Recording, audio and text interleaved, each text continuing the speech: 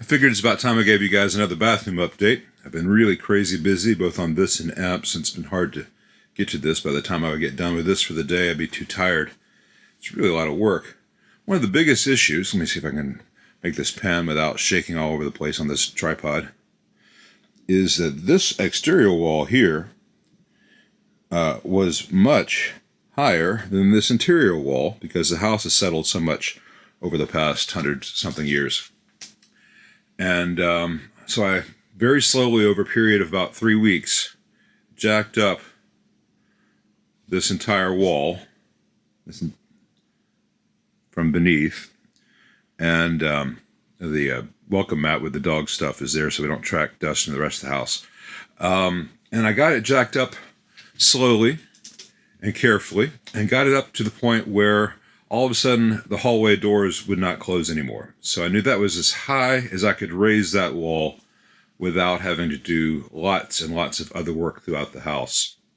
So it was about an inch. So this wall is now about an inch higher than it was, but it was still significantly lower, about 3/4 of an inch significantly lower than this wall. So because I had 3 2x10 joists over here to make the exterior sill, I was able to cut that height off the inmost, and that becomes the level of this wall. So I've lowered the floor level of this wall while the structure supporting everything is the same. So laser levels are awesome. So this is within a 1/16 of an inch of this over here, given the nature of wood. It's not precise. It bothers me to work with such imprecise materials. So at that point, I had a wall over here, which had been raised up.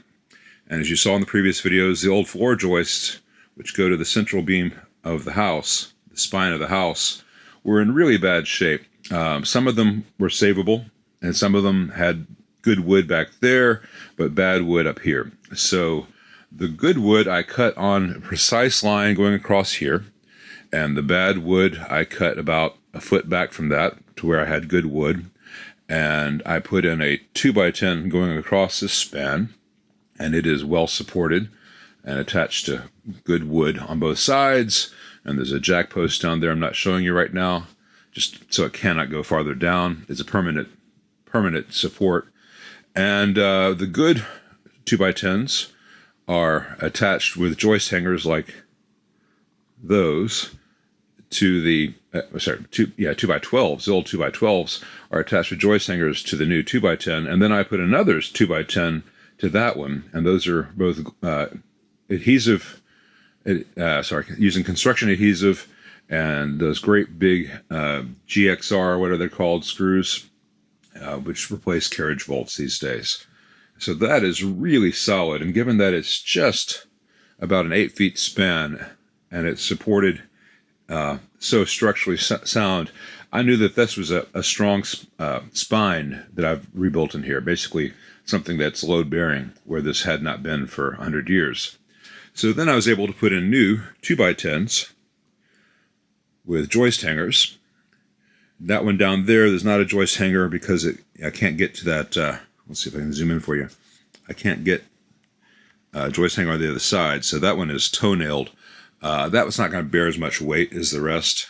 The ones which we're going to walk on that are going to bear our weight all have 4 joist hangers.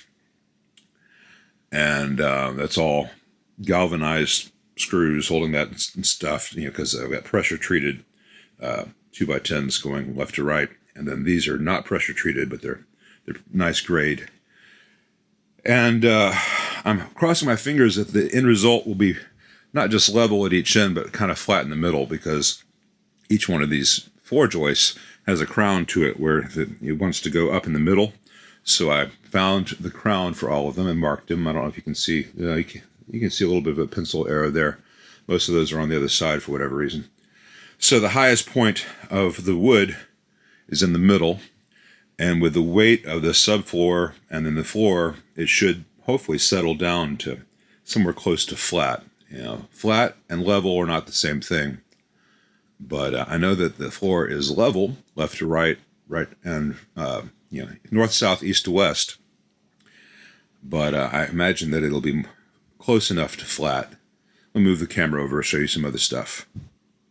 Down there you can see the new drains and vents, and they're all strapped as well as just in place.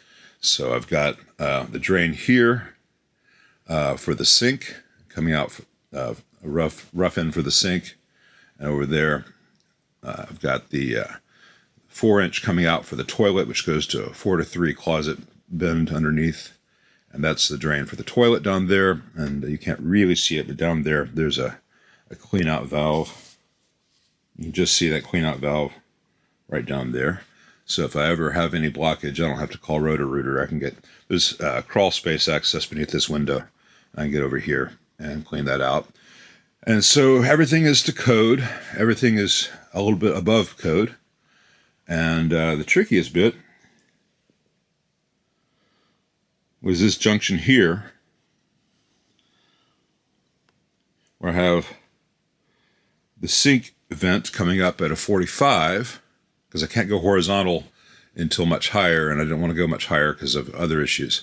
And so that is a 45 tying up to that, which is the main vent stack there. And that's all to code and a little above and beyond. I had to remove some wood there, you can see. So that stud has been reinforced because it had so many sections missing out of it from the old cast iron stuff.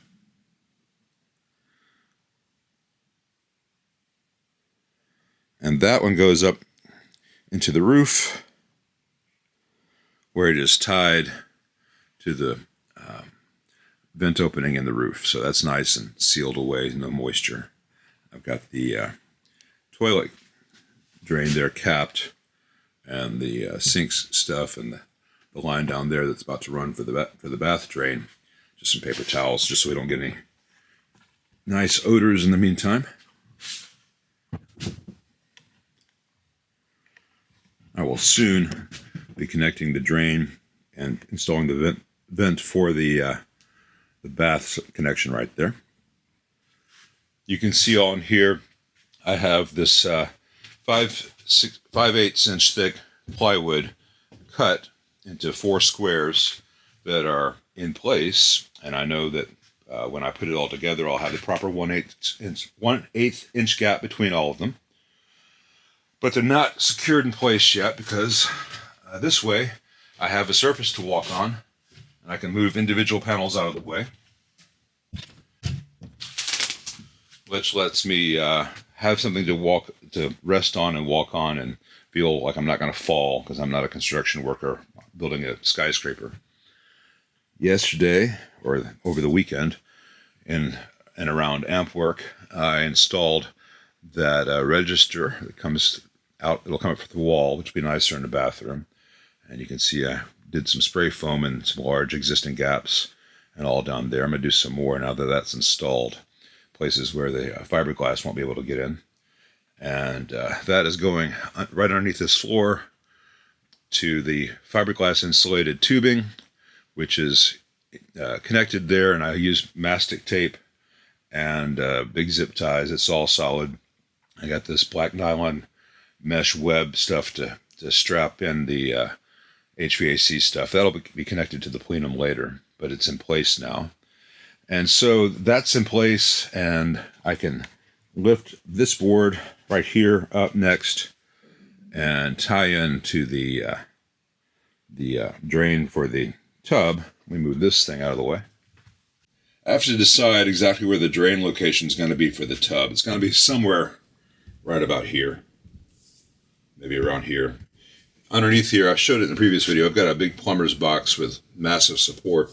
So I have I can put this anywhere in this area and not hit a floor joist.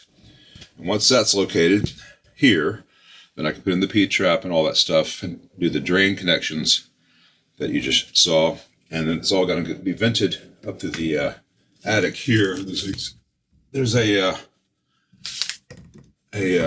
another vent cap in the roof that I can tie into. That'll all be there.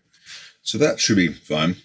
So once I've got the HVAC installed, got the floor joists all solid. Once I get that drain located and the drain and the vent connected, Then I've got to run blue and red PEX, hot and cold supplies to everything. I've already got the holes located there.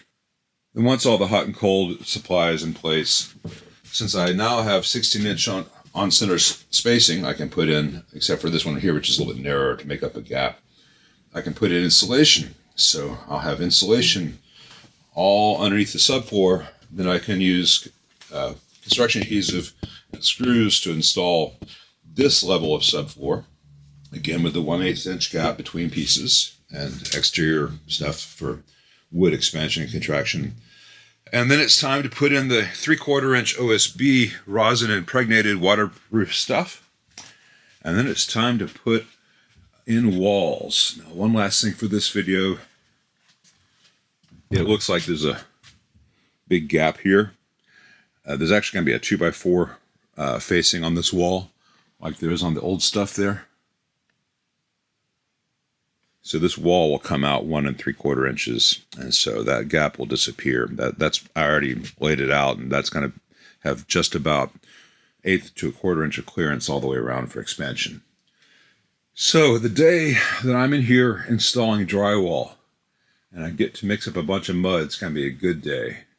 But that is in the future. But the hardest parts are all behind me. This was an awful lot of work, especially doing this by myself. Those 2x10s and 2x12s and such are heavy, and trying to figure out ways to hold up both ends at once while also having the ability to use tools and stuff. Oh, let me do a product recommendation real quick.